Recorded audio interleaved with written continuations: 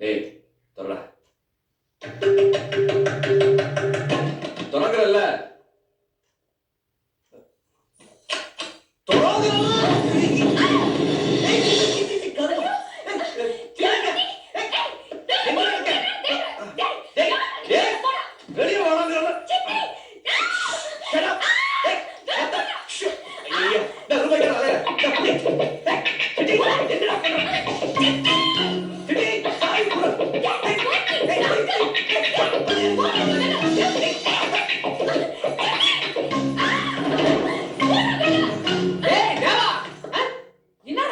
என்னதுடா ஆயில் மசாஜா